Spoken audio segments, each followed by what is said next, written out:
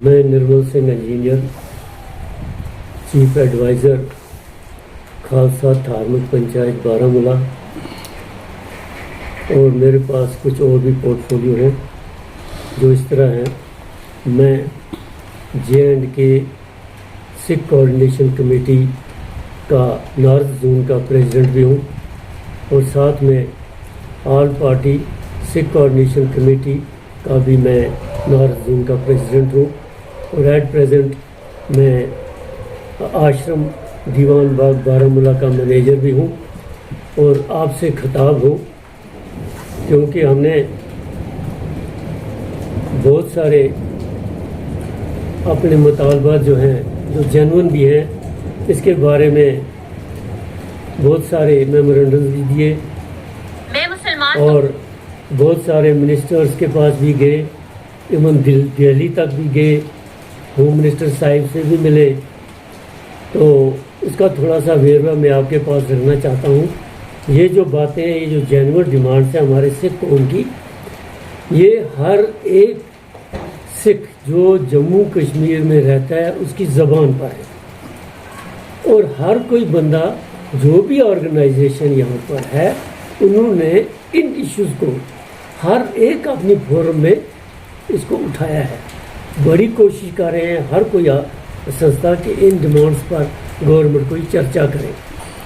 تو سب سے پہلے جو ہماری پہلی ڈیمانڈ ہے، جو ہر کوارٹر سے آپ کو دیکھنے کو ملے گی، وہ ہے سکھ ان JNK جو رہ رہے ہیں ان کو لیجسلیٹو اسمبلی میں 2 سیٹیں ریزرو کی جائیں، جس طرح کشمیری پنڈتس کو ریزرو کی گئی ہے۔ اب یہ ہم کیوں مانگ رہے ہیں، اس کا بات کی کیا طریقہ کیوں ہم مانگ رہے ہیں، اس کا ریزن کیا ہے، میں آپ سے یہ بتاؤں۔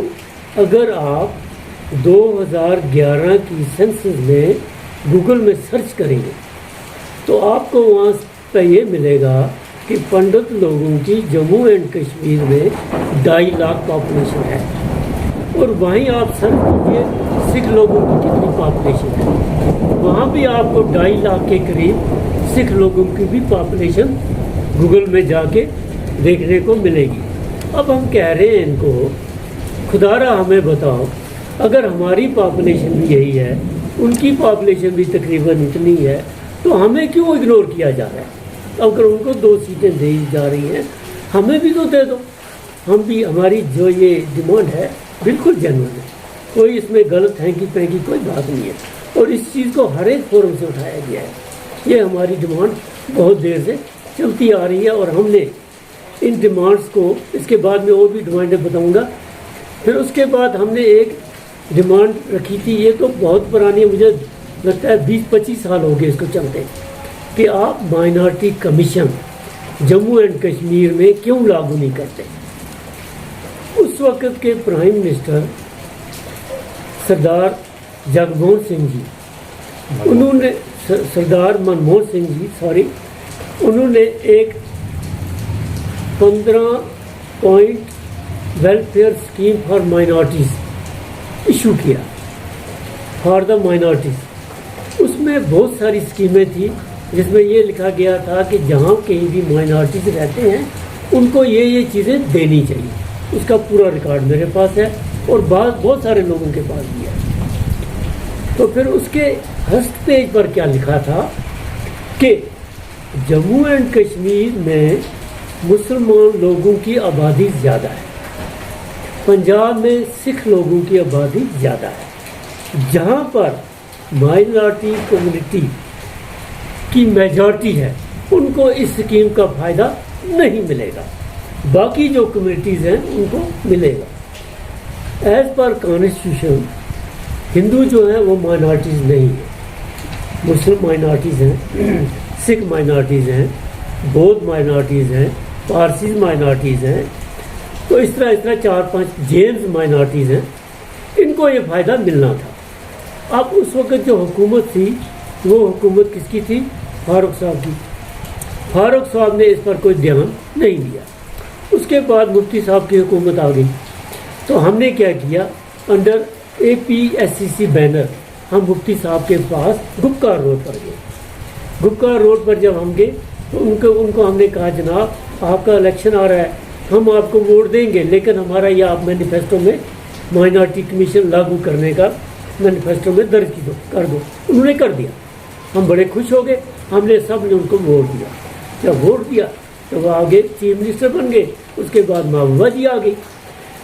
महबूबा जी जब आ गए तो हमने कहा जनाब ये हमारा जो आपने मैनिफेस्टो में लिखा है माइनॉरिटी कमीशन का, इसका हमें बेनिफिट दे दो, ये लागू करो। लागू करने के तो वहीं रहा। इन्होंने क्या किया, इन्होंने एक एफिडेविट जाके सुप्रीम कोर्ट में दर्ज कर दिया। कहा जी ये स्कीम सेंटर से जो आई है हम तब तक इसको लागू नहीं करेंगे जब तक हम इसको अपनी असेंबली में पास नहीं करेंगे, क्योंकि उसको स्टेट थी, जे.एंड.के स्टेट। उन्होंने वो टोटली वहाँ उसको लागू नहीं किया, तो वो चीज़ भी हमारी वहाँ रुकी। हालांकि ये हमें जेन्युइन बनाता है।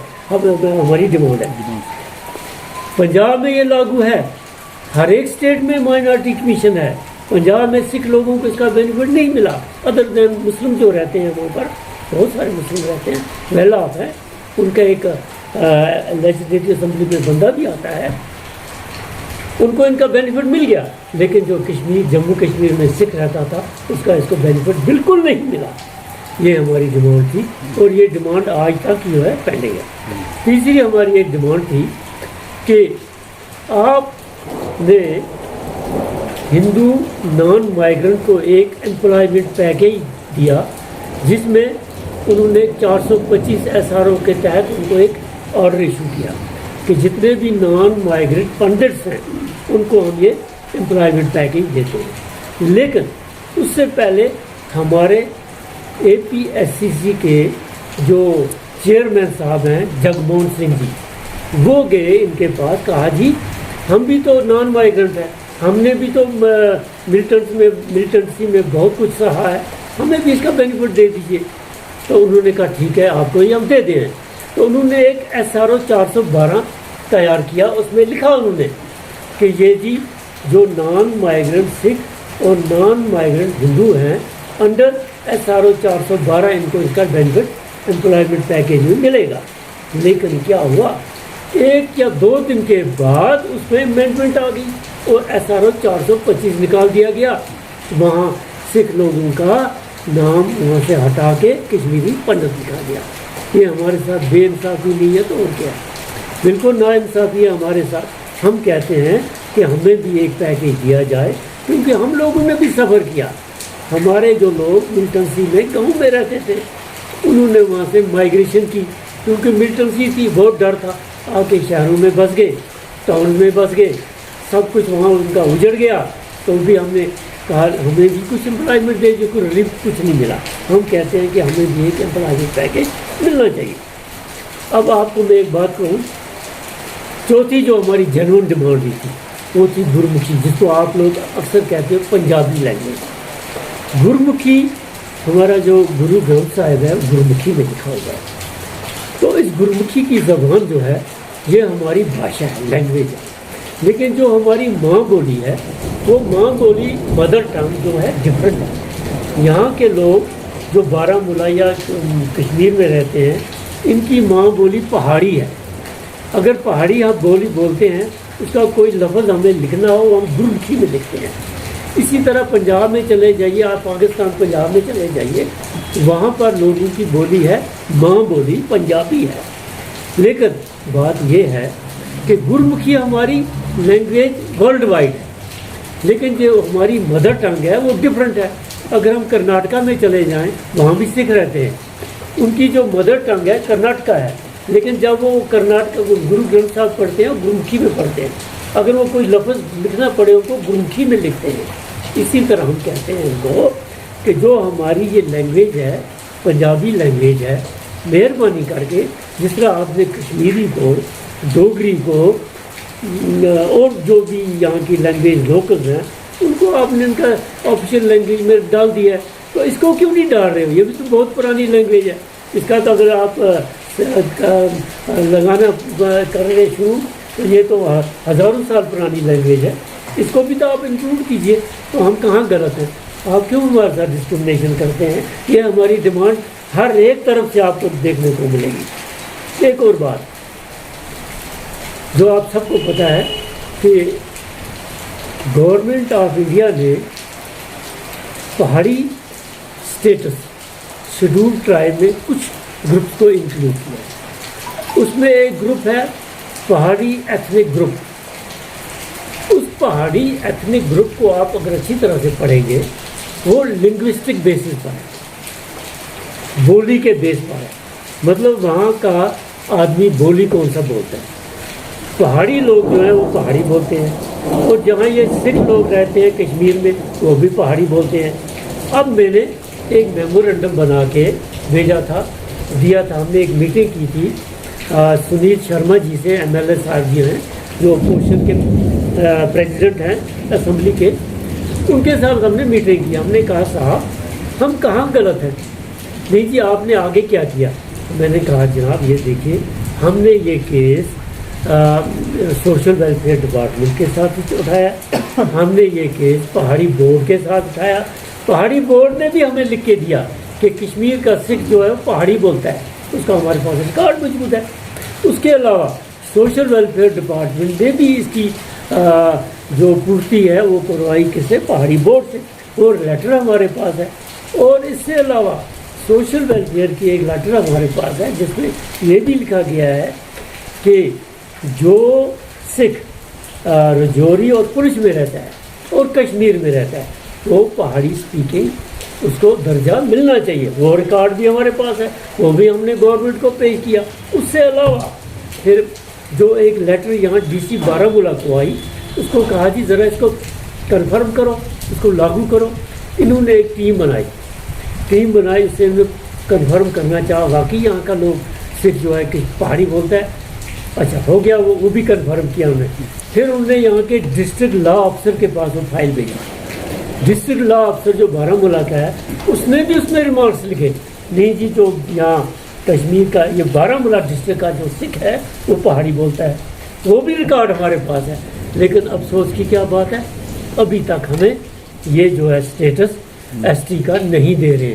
اچھا اب میں نے ان کو کہا تھا اگر آپ میرے ساتھ کچھ بندے چلو، ہم چلتے ہیں رفیع آباد شال کوٹ میں، حالانکہ وہاں کے پہاڑی لوگ ہیں، ان کے ساتھ ہم نے میٹنگ بھی کی۔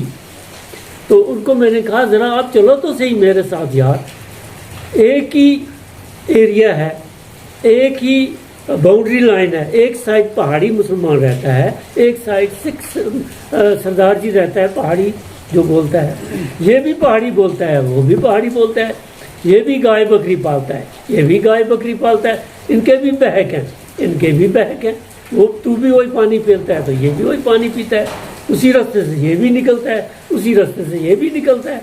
مجھے بتاؤ اب فرق کہاں ہے یار؟ ان کو آپ لوگ ایس ٹی کیوں نہیں دے رہے ہو؟ یہ تو ڈیزرو کرتے ہیں۔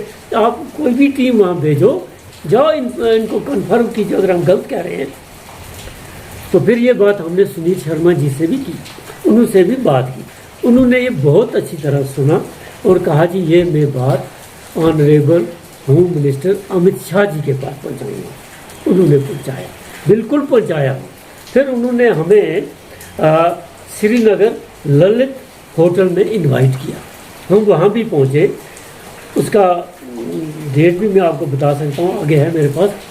جب وہاں پہنچے ہمیں تو ہم بہت سارے ویلی کے پورے سکھ تھے، تو وہاں پر انیل شرما جی اینکر تھے اس وقت۔ تو انہوں نے جب اسپیچ میں کہا تو ہمارے 2-3 بندوں نے نام بھی لیا، کہا جی انہوں نے یہ ڈیمانڈس رکھے تھے، یہ ڈیمانڈ جینوئن ہے، اور انہوں نے وہ امت شاہ جی سے بھی ڈسکس کیے تھے۔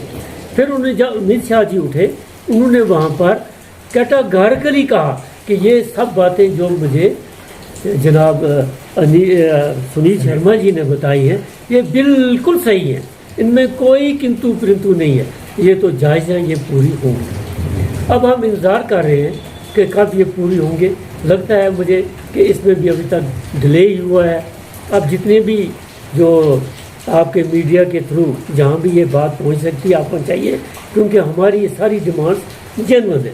اس کے بعد ایک جینوئن اور بات ہے ہماری، آپ نے دیکھا ہے کہ ملٹنسی میں جہاں آپ لوگوں نے بھی سفر کیا، مسلمان لوگوں نے بھی، ہندوؤں نے بھی، ہم لوگوں میں بھی، لیکن مائنارٹیز جو ہے نا وہ زیادہ پیسی جاتی ہے ایسے حالات میں۔